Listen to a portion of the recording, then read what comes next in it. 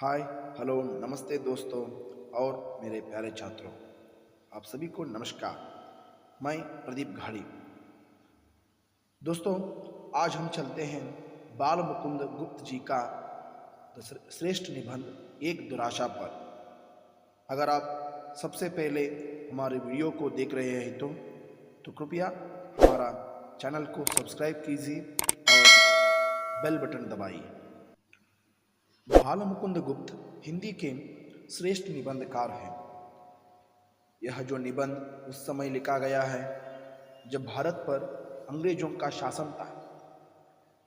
वे भारतीयों पर जुल्म कर रहे थे, इसलिए लेखक ऐसे भारत की जो कल्पना करते हैं जहां सब खुशहाल हो, कोई शोषित नहीं, लेकिन उनकी यह जो आशा है कभी पूर्ण न होने वाली है, कठिन आशा बनकर रह जाती है।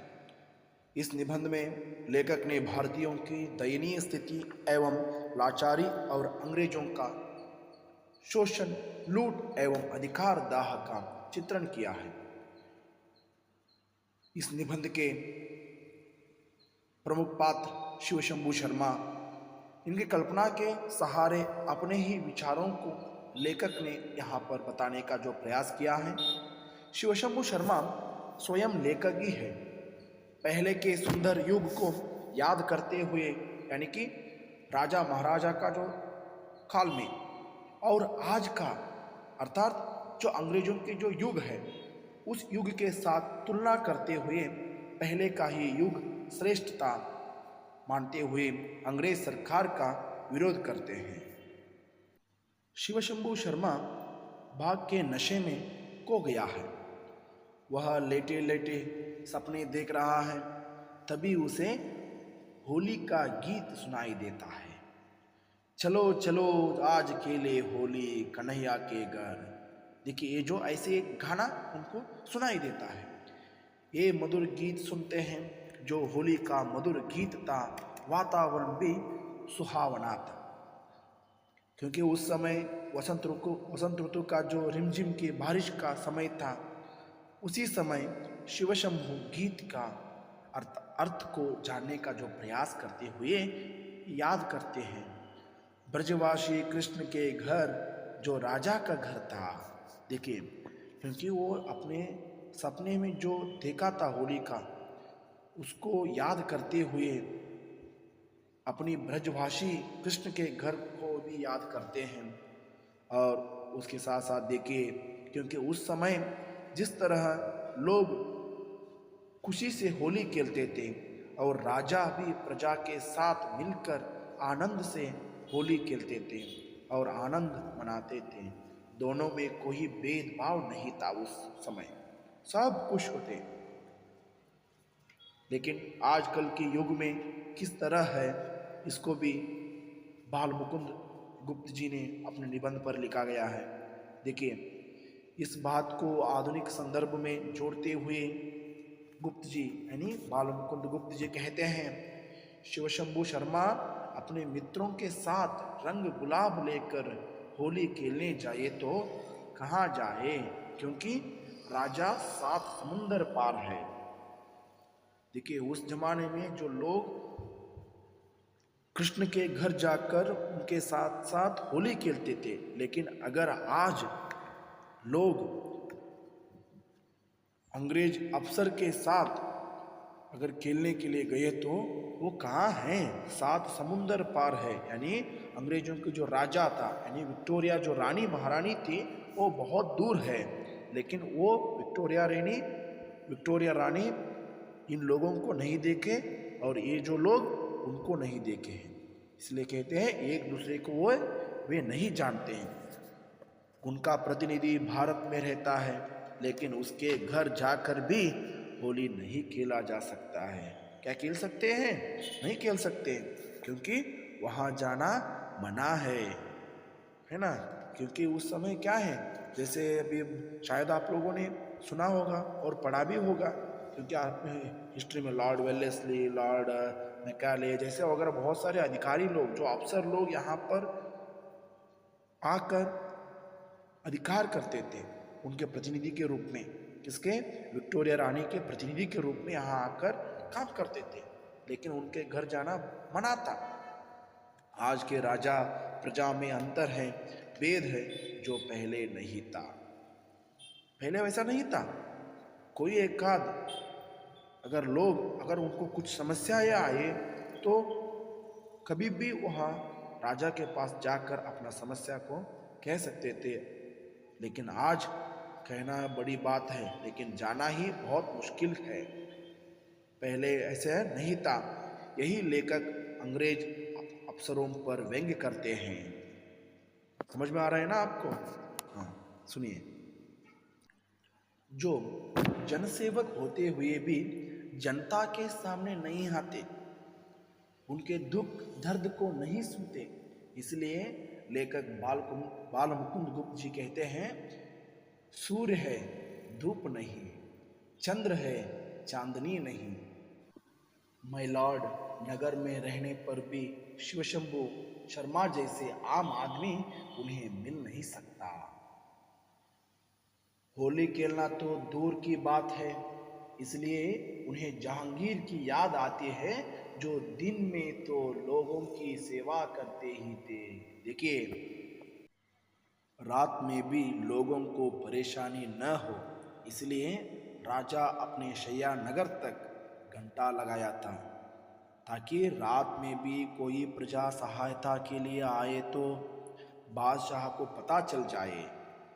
वैसे दिन आज कहाँ हैं? देखिए, अभी आजकल की जो ऐसा है नहीं है।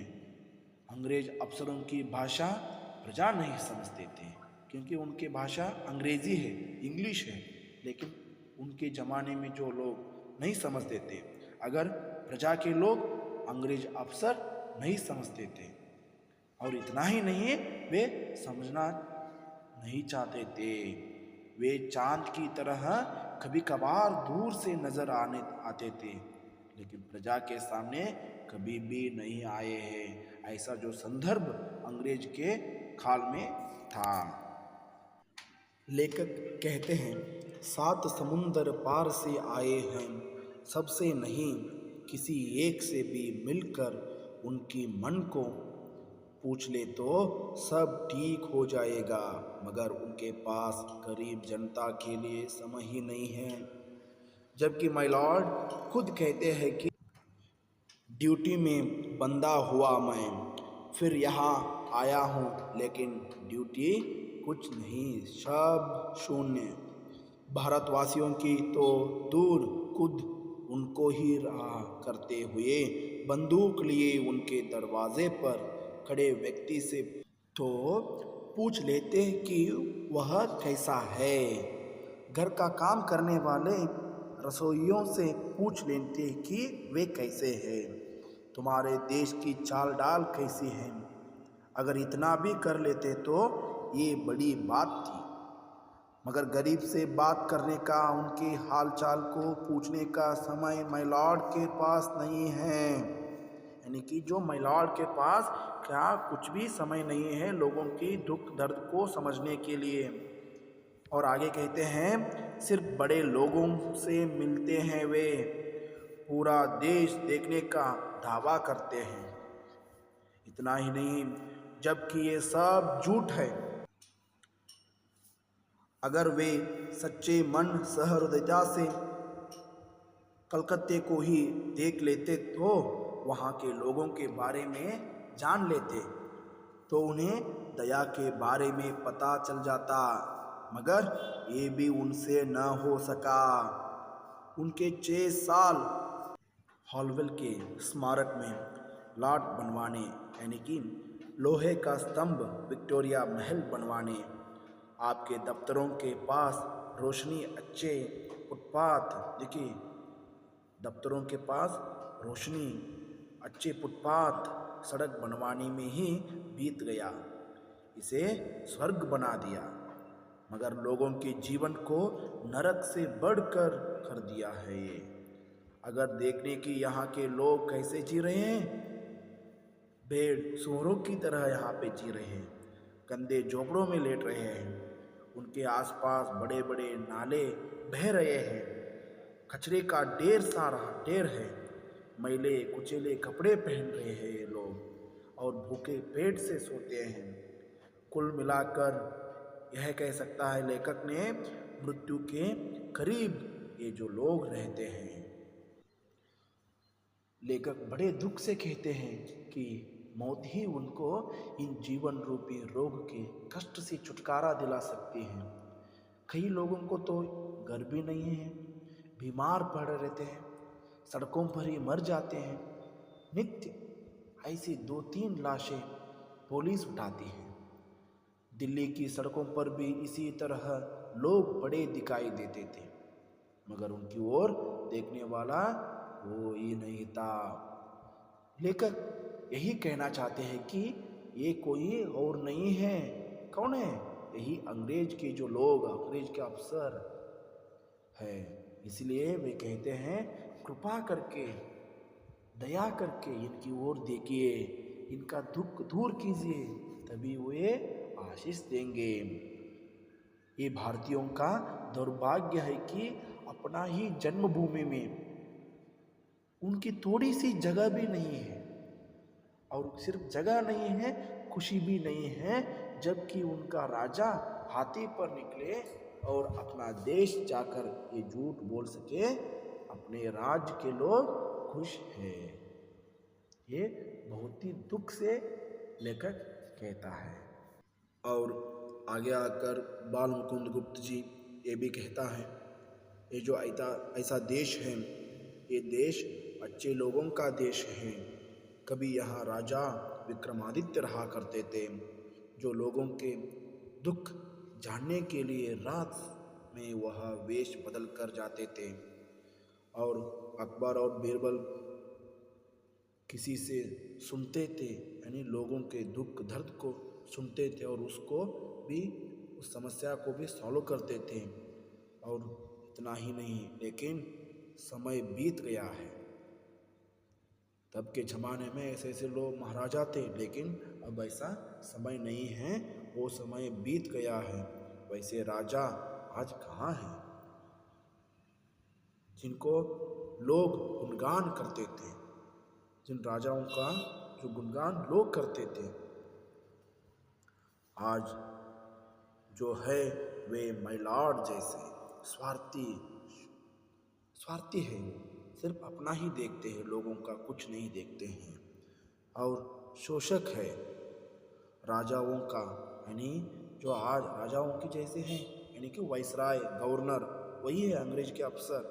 तो ये जो युग ऐसा है, वाइसराय और गवर्नर का युग है, जो भारतीयों को दुख, कष्ट, पीड़ा के अलावा सुख, शांति, खुशी कभी नहीं देते। महारानी विक्टोरिया के बाद उनकी संतान प्रभु बन रही है। उन्हें पता भी नहीं कि भारत जैसे देश में उसके प्रतिनिधि मैलॉर्ड के अधीन में कई दुखी जनता तड़प रहे हैं, दुखी है। उनके लोगों को ही वे ममकार झूठा कहकर अपनी बड़ाई करते हैं। इन सब विचारों से शिवशंभु को पक्का हो गया कि पहले का राजा प्रजा का युग अब आने वाला नहीं है, अगर आएगा भी तो शायद जल्द नहीं।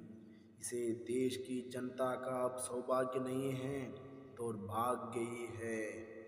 माय लॉर्ड अपने शासन काल का सुंदर से सुंदर इतिहास खुद लिखवा लेती है। ब्रिटिश के अफसर क्या कर लेते हैं, अपना जो इतिहास खुद सुंदर से सुंदर, बहुत ही सुंदर से लिख देते हैं, क्योंकि ये जो हमें ऐसा अधिकार किया है, ऐसा किया है करके, लेकिन लोगों का दुख दर्द समझने वाला कोई नहीं है उधर। जो इतिहास लिखवा लेते हैं सब झूठ है। शिवशंभु शर्मा अपने प्रभु तक से संदेश पहुंचाना चाहते हैं कि उनके द्वार पर होली खेलने की आशा करने वाले एक ब्राह्मण को कुछ नहीं तो कभी कभी पागल समझकर स्मरण करें, क्योंकि वह अपनी गूंगी प्रजा का एक प्रतिनिधि है जो अशिक्षित है। अंत में हम निष्कर्ष के रूप में इस निबंध में लेखक ये कह सकता है, भारतीयों की लाचारी, बेबसी, गरीबी, दुख, दर्द, कष्ट और अंग्रेज माय लॉर्ड के रुलापन, बेपरवाही स्वभाव, कठोरता आदि का वर्णन कर पहले के राजा महाराजा के सुख के दिन याद करते हैं, जहां प्रजा खुश थी। भविष्य के प्रति गहरी चिंता जताते हैं लेखक ने। उनके आदर्श अधूरी ही रह जाता है।